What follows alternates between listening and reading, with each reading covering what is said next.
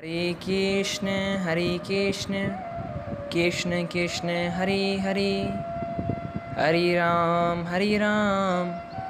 राम राम हरे हरे।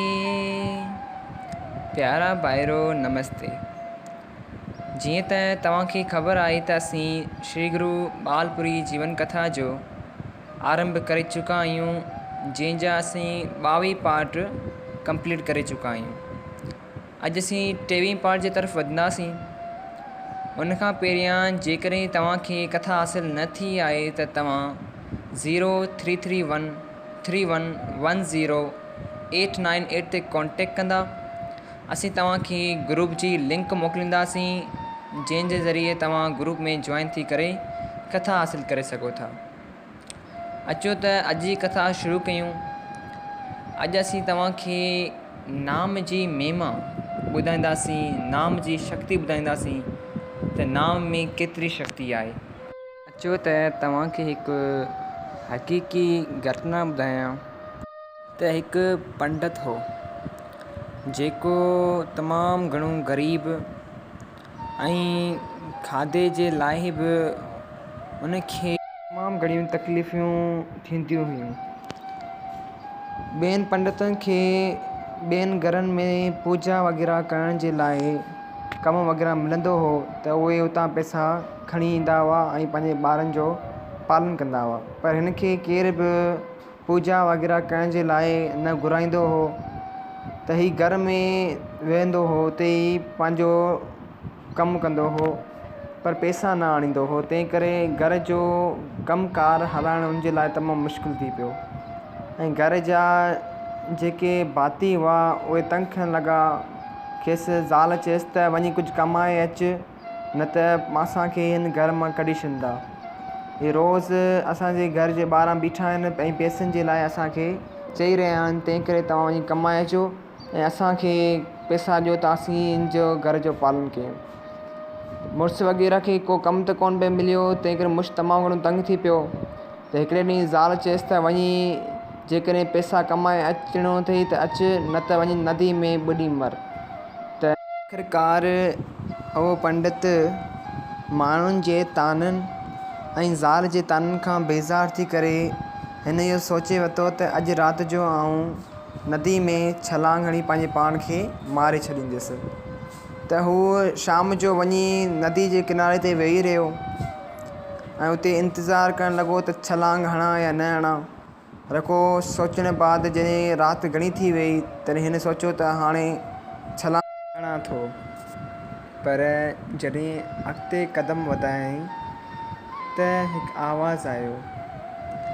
आवाज़ु हो राम नाम जो, राम राम राम। हीउ जितां आवाज़ु अची रहियो हो, हीउ उन तरफ़ वियो, राम जे नाले उनखे मोहे विधो। हू अॻिते वञी छा ॾिसे त हिकु साधू संत राम नाम जो जाप पियो करे।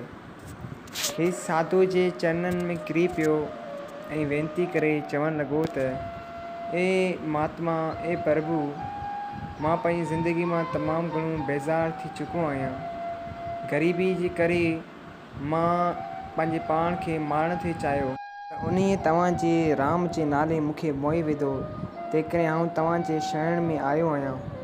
तव्हां मूंखे कुझु सलाह ॾियो त मां वञी पंहिंजे घर जो गुज़ारो कयां। साईं चयसि त तूं ॿियनि घरनि में वेंदो हूंदे त उते पूजा वग़ैरह कंदो हूंदे, तो कॾहिं पंहिंजे पाण जे लाइ राम जो नालो जपियो आहे? त हू हैरान थी पियो। हुन चयो त मां कॾहिं बि पंहिंजे लाइ राम जो नालो न आहे जपियो। पोइ उन संत चयसि त तूं राम नाम में मगन थी वञ, प्रभु तुंहिंजा सभु दुख दूरि करे छॾींदो। पोइ हू छा कंदो, हू सुबुह जो वरी घरु वेंदो ऐं पंहिंजी ज़ाल खे चयईं त मूंखे राजा वटि नौकिरी मिली वई आहे। मां राजा खे रोज़ु गीता जो पाठ ॿुधाईंदो आहियां ऐं जॾहिं राजा ख़ुशि थींदो त मूंखे हीरा जवाहर वग़ैरह ॾींदो ऐं जेके पंहिंजा कर्ज़ आहिनि, पंहिंजे जॻह जा किराया आहिनि, सभु ख़तमु थी वेंदा। हीअ पंहिंजे ज़ाल खे जॾहिं इहो चयईं त ज़ाल संदसि ख़ुशि थी वई। पोइ हीअ हर रोज़ु सुबुह जो जंग में वेंदो ऐं सॼो ॾींहुं राम नाम जो सिमरन कंदो। हरि राम हरि राम हरि राम हरि राम।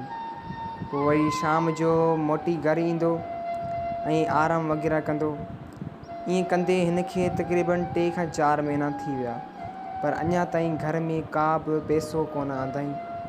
तॾहिं ज़ाल खेसि चयसि त जेकॾहिं तूं वरी पैसो न पियो आणी, न ई तूं पाण राजा खां घुरी पियो, जेकॾहिं सुभाणे तूं राजा खां घुरी पैसा न वठी ईंदे त आऊं ऐं पंहिंजा ॿार खणी नदी में छलांग हणी मरी वेंदासीं। हू परेशान थी करे वरी जंग में हलियो वियो ऐं सॼो ॾींहुं राम नाम मगन थी वियो। चिंता में वञी राम खे यादि कयईं। प्यारा भाइरो, इहा सची घटना आहे। इहो हो भगत बनी जंहिंजी ज़िक्र गुरु ग्रंथ साहिब में थियलु आहे। इहा सची घटना आहे। पोइ छा थियो त प्रभु राम राजा जो रूप धारे भगत बनीअ जे घर जे तलाश में आयो। प्रभु खे त सॼी ख़बर हुई, पर पंहिंजी भगत जी वॾाई जे लाइ माण्हुनि खां पुछणु लॻो त इहो भगत बनी जो घरु किथे आहे। पोइ माण्हू घर जो पतो ॿुधायो। पाण राम वञी करे उन जी ज़ाल खे हीरनि जवाहरनि ऐं मेलनि सां सौंपे छॾियो। प्रभु पंहिंजे भक्तनि सां केतिरी दया कंदा आहिनि, अॼु उहा ख़बर पई वई। पोइ जॾहिं राति थी वई त भगत साहिब जॾहिं घरु आया पे तमामु घणो परेशान हुआ त अलाए छा थियो हूंदो। जॾहिं घरु पहुता त छा ॾिसनि त घरु सोननि सिकनि हीरनि जवाहरनि सां भरियो पियो आहे। त खेसि ज़ाल खां पुछाईं त हीअ सभु कुझु छा आहे ऐं कीअं ॾिनो आहे। तॾहिं खेसि ज़ाल चयसि त राजा आयो हो ऐं उन चयो त भगत बनी मूंखे तमामु घणो सुठो पाठ गीता जो ॿुधाईंदो आहे। अॼु मूं राज़ी थी करे हुनखे हीअ सभु ॾिना आहिनि। हू मूंखे तमामु घणो प्यारो थी वियो आहे। भगत साहिबु सभु कुझु सम्झी वियो त हीउ मुंहिंजो श्री राम ई हो, जंहिं राजा जो रूप धारे खेसि मूंखे मालामाल कयो आहे। पोइ हुनजो मनु राम नाम में मगन थी वियो। हरि राम हरि राम हरि राम हरि राम जो नाम जपणु लॻो। प्यारी साध संगत जी, राम जी नाम जी महिमा लिखण ऐं चवण खां ॿाहिरि आहे। तंहिं करे तव्हां हर वक़्तु हरि नाम जो सिमरन कयो। हरे कृष्ण कृष्ण कृष्ण हरे हरे, हरे राम राम राम हरे हरे। प्यारी साध संगत जी, इलाही माण्हुनि खे इहा तकलीफ़ हूंदी आहे त असीं कहिड़ो नाम जपियूं। उन जी चर्चा असीं सुभाणे तव्हांखे ॿुधाईंदासीं हिकु वाक़िए जे ज़रिए। अॼु जे लाइ एतिरो ई। ऐं जेकॾहिं तव्हांखे हीअ कथा पसंदि आई आहे त ज़रूरु शेयर कजो ऐं मुंहिंजे ॾिनल नंबर ते तव्हां मूंखे मैसेज करे ॿुधाइजो त तव्हांखे इहा कथा कीअं लॻी। हरे कृष्ण।